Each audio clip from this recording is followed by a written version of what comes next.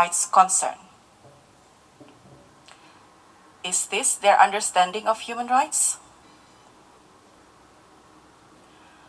Vanuatu has repeatedly tried to question the unquestionable status of Papua as an integral state, as an integral part of Indonesia.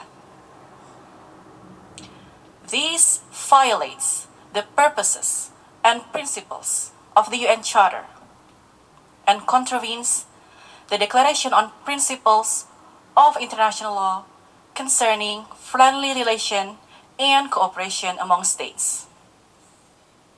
We cannot let this repeated offense against the UN Charter continue in this forum. Madam President, Indonesia is a pluralistic country with vibrant democracy and respect for rule of law, good governance, and social justice. And we live up to our commitment to promoting and protecting human rights. Democracy, rule of law, good governance, and social justice are all vital components in the quest for human rights. All our citizens are treated as equal, regardless of his or her sociocultural, religious, or economic background. Open your eyes. See the whole picture. See everything, or you will be lost. I thank you, Madam President.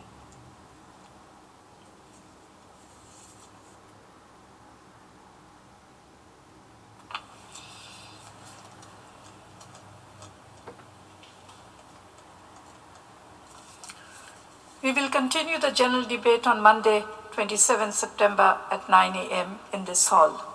The meeting is adjourned.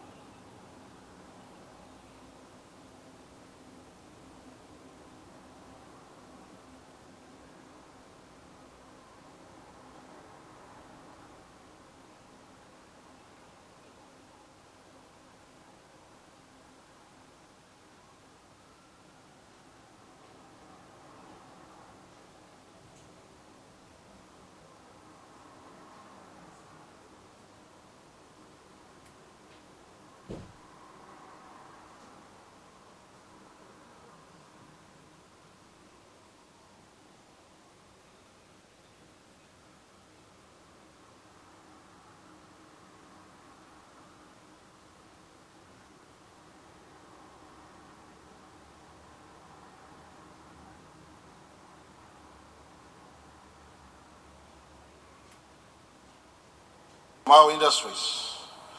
Leaders of the big carbon-emitting nations must now lead the global effort in rebalancing the environmental equilibrium. It is a hard ask, but really a necessary call for leadership and champions. I point to all nations on earth to embrace the unity of humanity to save our planet, because what happens in Africa will and does affect Europe. Whatever happens in Asia will affect America, and whatever happens in Middle East will affect those of us in the Pacific, and vice versa. We live in one planet, one atmospheric envelope, one interlinked environmental ecosystem. Hence, as one humanity, we must rise and unite to preserve our one planet, our home. Not to do so is foolishness, and we are doing so at the peril of our children and their children, if, of course, Jesus Christ doesn't come back soon.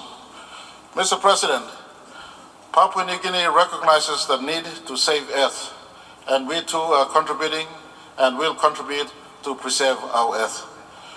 God has blessed Papua New Guinea with about 13% of world's tropical rainforest and 6% of its biodiversity.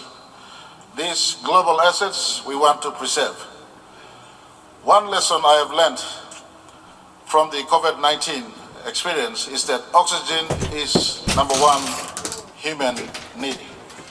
With less oxygen, and COVID-19 has shown us that, an individual suffocates and dies. Well, you ask this question, who produced the oxygen for Mother Earth? The trees, of course.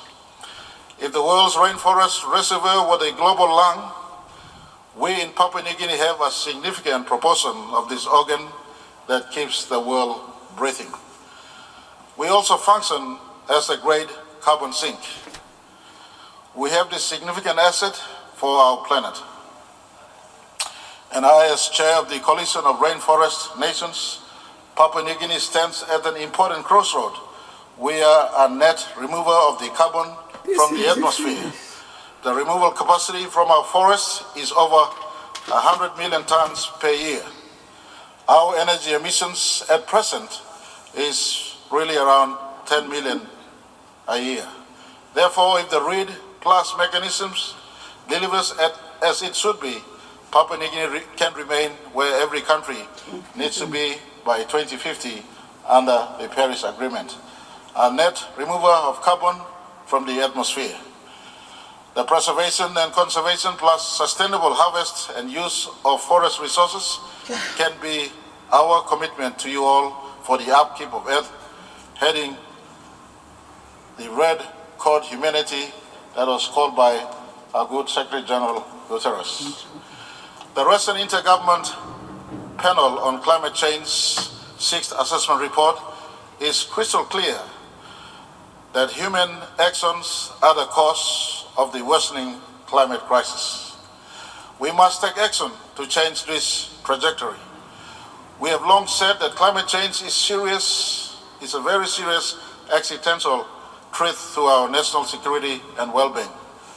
Therefore, the climate security nexus reality must and cannot continue to be denied by the Security Council, as it would be dereliction of duty to all people worldwide on the part of the Council. We welcome the increasing support of the Council on this important agenda. Mr. President, let me also welcome and commend the excellent leadership and efforts by the United Kingdom as COP26 President-designate, Italy also as the co-host of COP26, and the United Nations Secretary General in rallying the international community to take bold decisions and practical measures necessary to deliver on the Paris Agreement commitments. I cannot overstate the urgency and the ambitious actions needed under the Paris Agreement to undo the serious damage humanity has caused to planet Earth. I will also continue to advocate strongly that responsibility must be assigned correctly, appropriately, and proportionately to the scale of damages done. Mr. President, during COP26, I will seek I will be seeking to progress a number of issues on behalf of Papua New Guinea and the wider Pacific Blue economy.